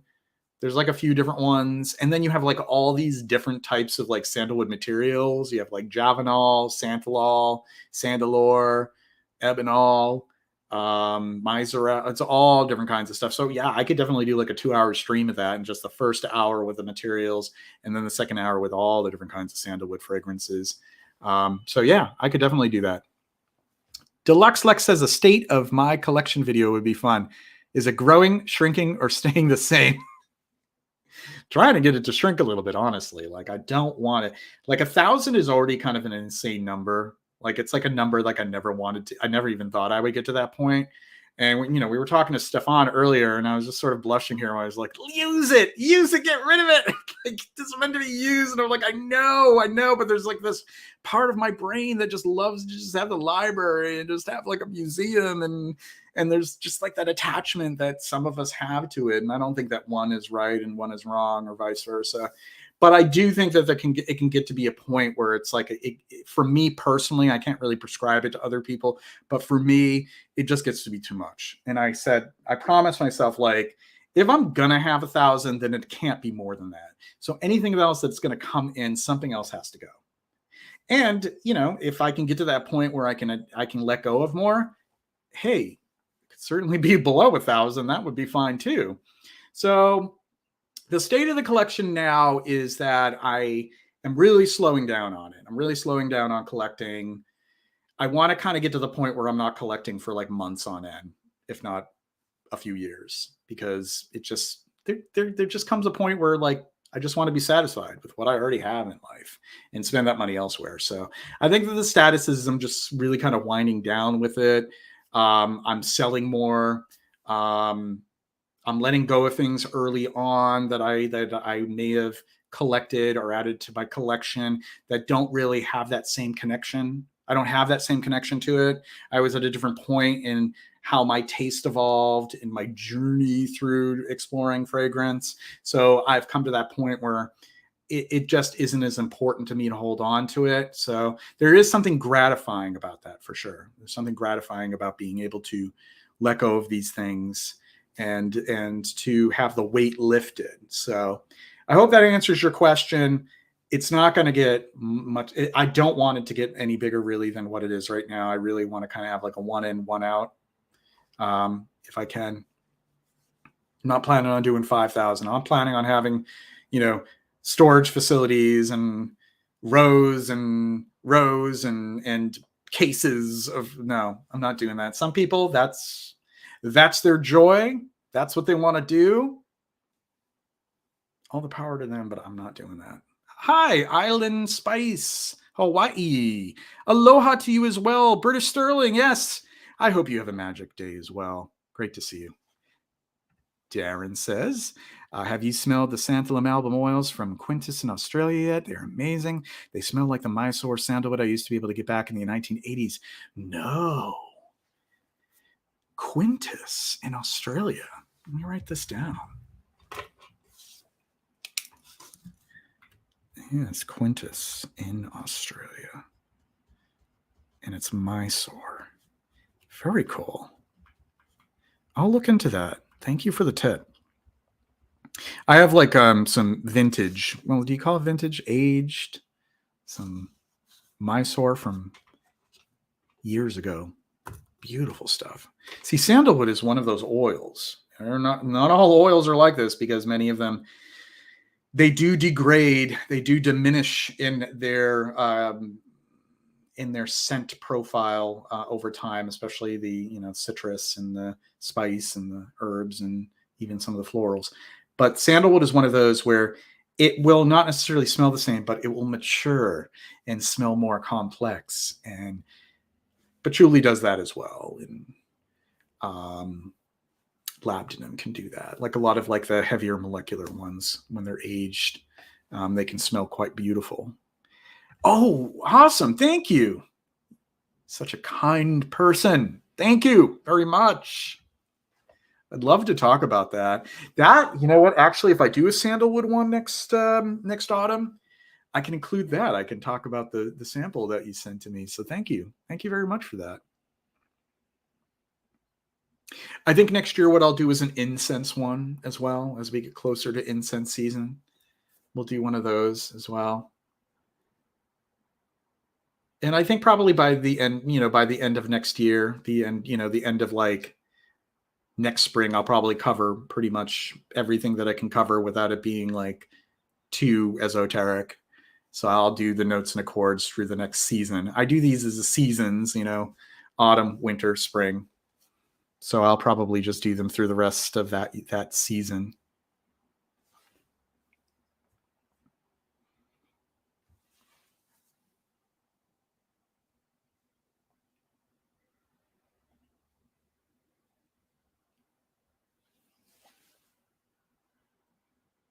Are there any other YouTube channels that you're enjoying? Any other content creators that are doing cool stuff that maybe I should be aware of? I was actually thinking of doing a video of some of my favorite content creators and some of my favorite YouTubers and Instagrammers, and just, lift other people up who are doing some great stuff. I'll probably do that in a couple of months. The next video that I want to do, I want to focus on geranium. So that's going to be my next video. And then as I close things out in June, I'll do that for a video like, who do I like? Who do I watch? Who do I listen to? Who do I read? And I could just do a video of that, and then we'll usher it into the summer break. What's my favorite designer private collection?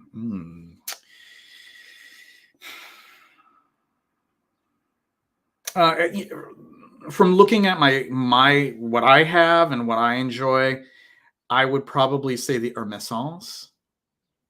Probably Hermescence. Yeah. I do appreciate some other private collections to a degree. I honestly think that some of them are a little overrated for what they offer. And I really want to, I don't want to create any controversy to, name. I don't want to. I'm tired of being a provocateur. I get in too much trouble. I did that too much last year. I don't want to be the provocateur anymore. But some of them, I just am underwhelmed by most of what they have to offer. They might have like one or two that are really standouts. But looking at my collection and what I have in my collection of private collections in my collection, designer lines, designer private collection lines in my arsenal. That sounds better. Listen to me right now. Too much coffee. So the most I have is from Hermescence. I have 4 or 5. I think I can't even keep track. 5 from Chanel Les Exclusifs, Cour de Russie, Coromandel, Le Lion, number 18, 31, 31 Rue Cambon. So that's 5. And I was like, that's it. They're too expensive. I'm not. Anything else is just going to be a little sample, like a little decant. I have a decant of 1950 such and such. What is the year? The lovely musk one that is 1950 something. I have that. I did a review for it. And then the rest of them are just one-offs, like something that really stood out, like Prada's Marion Bad from their olfactories. Salvatore Ferragamo, Testa de Moro, one of theirs. So they're just kind of one-offs. Oh, there's 2 from the Cartier that I have. So yeah, hopefully that was a good enough answer to your question. They are under, yeah, I agree. I'll get to your comment in a second. I just saw yours, Philippe. Can I define maceration versus maturation versus oxidation? People use it interchangeably, and it confuses me. Why do some Middle Eastern brands need maturation, or do they neglect proper maceration? Well, yeah, we can talk about that in just a second. Philippe, yes, the 2 that I have I'm going to butcher the name, Fujus. And then the other one that is this wild animalic vanilla one. Those are really great. Yeah. And a few of them smell great too, but I didn't decide to go full bottle with them because that was at the point where I'm like, I got to stop the full bottle stuff as it is. But I have two that are lovely and I've done reviews for. And then back to your question here, Deluxe Lex. I'll see what I can do about making the distinctions here. So there is the widespread misinformation and disinformation of what these things are. So I'll try my best to define each of them. So maceration is not what the consumer is meant to do, supposed to do, or even does. Maceration is a process when the raw materials, particularly a lot of natural materials, blend in and coalesce with the base of the perfume, which is almost always alcohol, perfumer's alcohol. From the time that it's compounded until the time that it's ready for the consumer, it needs this maceration period because it's not fully blended. It's not fully coalesced. It hasn't macerated together. So that's that maceration process. That is happening before the product is sold, before it's ready, because it doesn't smell the way it is anticipated to smell yet either. So that maceration process has to take place before it hits the shelves. Maturation is something that happens as anything ages, it matures. So after you've purchased something, and if you haven't used it up, there may be a maturation period. And this depends on all different conditions, how slow or how fast it is. And a maturation period can really be sped up if the conditions are poor for storing a fragrance. And it can be a lot slower if it's kept away from light, away from heat. And the maturation is just maybe more of a euphemism for degradation. There is this myth that things are going to smell better when they open up. I think that this is a matter of perception, getting accustomed to something, getting used to something, familiarizing oneself to something so that you smell it in a different light, so to speak. Because when people say that they let it open up, that's just such a short window of time for there to be any real molecular changes going on. Because people say, like, I let it open up for a week, or I let it open up for a month. I added some air in there. But these things take time. So I think it's just this perception of something seeming to be different than what it may actually be chemically. And then we have oxidation. And oxidation is sort of an offshoot of degradation. Oxidation is when air, hence oxidation, oxygen, is coming into contact with the perfume. And what happens is the most volatile compounds, the ones that have the highest molecular weight, those are the ones that often diffuse. They give the throw. They're the sillage. They're the whoo. The citruses, the greens, the top notes, they oxidize first because they are the most volatile. And then oxidation process, not to get too technical in chemistry about it, there are chains that break and these chemical transformations that take place that they're called different names like terpenization, acetylating, all this kind of stuff where alcohols turn into acetates and terpenes break down to other things and so on and so forth. Confusing stuff unless you really want to dig deeper. And that's what results in the changes to the smell, is because of that degradation through the oxidizing. That is why, for those who are collecting perfume, it is recommended that if you can, try to avoid a bottle that has been sitting around for ages half empty, because There's been a lot of air that has been interacting with whatever is left in the bottle. It's not to say that it won't smell good, but you're taking a risk. So that's what oxidation is. So there's maceration. Maceration is only going on before it hits the shelves for the consumer. Maturation, another word for it is degradation. That's the time after it has been purchased. It is in your possession. It doesn't really happen that fast unless you're forcing it by willfully putting it in the sun every day, willfully putting it somewhere where it's very hot. Other than that, it's a slower process. So you're not going to really open it up within weeks or months. That opening up process is really the degradation process that can happen over several months to several years, honestly. And then oxidation is a type of degradation. It is the most damaging degradation that can occur in a perfume, and it really mostly affects the top notes, the most volatile, and low molecular weight materials. So I hope that is helpful as an answer to that. And once again, I'm sure there are others who can expound upon that much better than I can. But that's giving it the old college try for me. So you bet. Thank you. Thank you for tuning in. But I do find it, there is something romantic about the idea of like letting your perfume breathe and open up and it will really reveal itself. But I think that most of that it's kind of mythic. It's not really going on, at least at the rate or at the level that people think it is in a short period of time after they have something in their possession.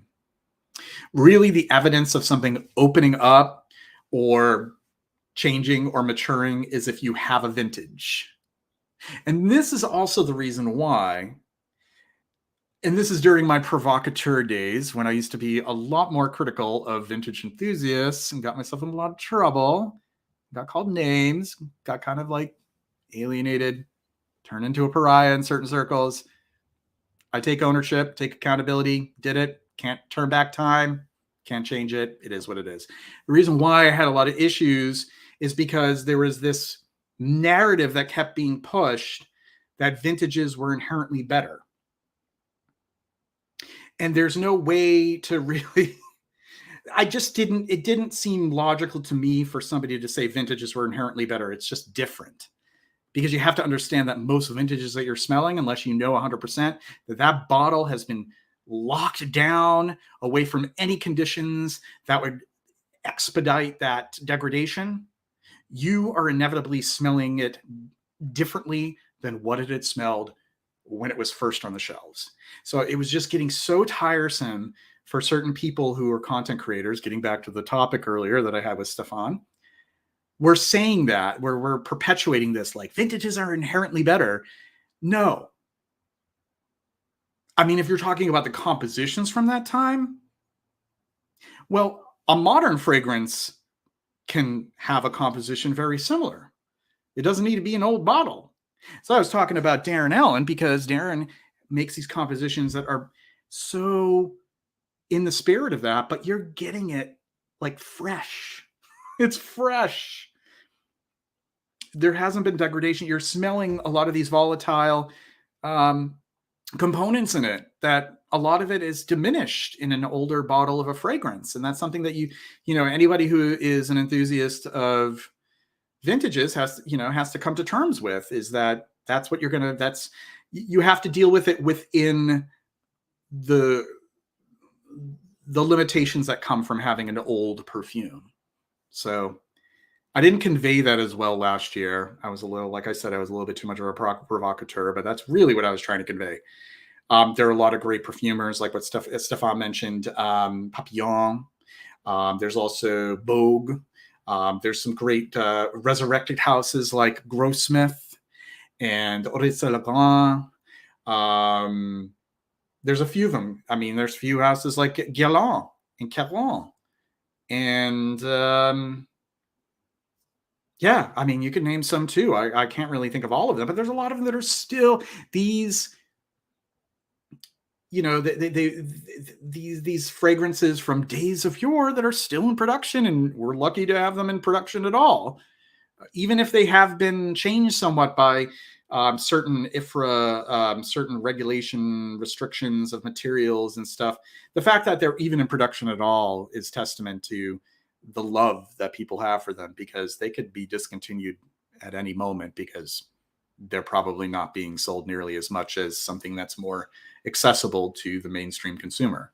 So I try to put that in perspective too, for people who say like, oh, the Kouros is a shell of its former self. Well, I mean, we're lucky that it even exists at all, honestly. And it still smells like the spirit of Kouros. It might not be exactly the one that you want, but the fact that it's still in production at all, that there's something to be said for that. And Deluxe Lex says, I did fall into the vintage fad trap, and 50% of the time my purchases were disappointing with too much product degradation.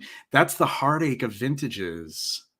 And some people who are vintage hounds, they may not really want to talk about that all that much. Or, and here's a hot take, I think that some people may smell vintages and think that what they're smelling is what they were intended to smell like, even though they're not keeping in mind that what they're dealing with is a 40, 50, 60-year-old bottle of perfume that has had inevitable degradation. So that's why you always have to take these people who, espouse the virtues of a vintage versus, a new fragrance. You have to take what they say with a pretty good hunk of salt, because it's like we were talking about in the first hour.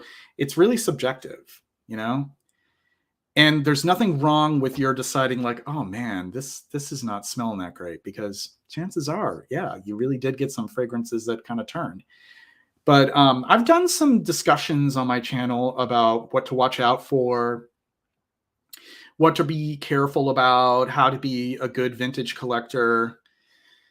But the reality is that the vintage enthusiast needs to understand that sometimes you're going to be bummed out and you're going to get a dud. You're going to get something that was like sitting in a window for 20 years and it's completely turned. Or there's just certain fragrances that just don't age well. There's some that have been discontinued for a long time that I just don't want to get a vintage of. I don't want to, because I just have a feeling, because of how volatile that composition is, there is a pretty good chance that what I get is not going to smell that great anymore. And that's something to keep in mind too, especially citruses. Any citrus aromatics, it can be pretty rough. There's a handful that I have that are discontinued, where it was just out of like pure luck that I got a bottle where it's like, wow, this must have been in like a dry basement somewhere with no conditions to affect it. It was a Trophée Lancôme, which has been discontinued for a while. And you bet your ass that I have that somewhere where it's really dark and really dry that is not being displayed on any counter. It's like, I mean, that's a rarity to find something like that and still have it smell great. And I only have like a handful of those. And many that I've bought, I've had to return. Thankfully, sellers are negotiable and agreeable about that. And I'll have to return them like, I'm sorry, this isn't smelling so good anymore. And they're willing to have me return it for a refund. And Splinter 47, definitely agree. Vintages are great to pursue, but sometimes the outcomes can be disappointing. I recall getting Davidoff Good Life, but was disappointed in it lasting on my skin for less than an hour. And that's an interesting point to make out, is sometimes when something is aged, you'll have these interesting, the way that it has degraded results in strange things like that, where it just disappears. Or sometimes some old bottles that I have, like the smell will disappear after the first few seconds. And then like 2 hours later, I'm like, ooh, what's an amazing smell? And it's like the dry down, because like the whole middle part had all these like volatile compounds in it, volatile molecules, and they all degraded, they all collapsed, they all broke and snapped and turned.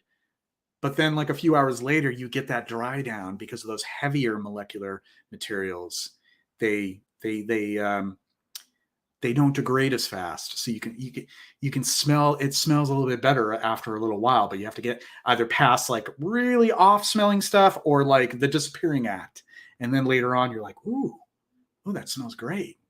It's like this old bottle of Paco Rabanne that I have. It's like from 1973. The opening is there, obviously turned citrus, but the opening is there and it's recognizably Paco Rabanne besides the off citrus notes. Then like in like a minute, it's like, where did it go? And then like an hour later, it's like, it's so weird. It's interesting. It's scent chemistry. It's something I'd love to explore a little bit more, but it's pretty heady stuff. So the time is now 5:01. We've reached 2 hours. I had to do the 2 hours regardless of the circumstances. So it's been great to have you guys tuned in. If you haven't subscribed already, please do so. Click the bell button for notifications. Hit the like if you don't mind. Buy me a coffee or 1 or 2 or 3. Each one is $5. 6 gets you a sample pack, US only, in Canada, please. I have some packages that are being sent out. Some people have been very patient. Tomorrow's a mail out day, so you're going to be getting some of your packages from some of the previous Buy Me a Coffee sample bags and that good stuff. So that's going to be sent out tomorrow. So I'm going to sign off for now. And it's been real. Like I said, I will be back next week, and we'll be doing the notes and accords for Violet and Iris, or Iris and Violet. So I will see you then. And until then, everybody take care.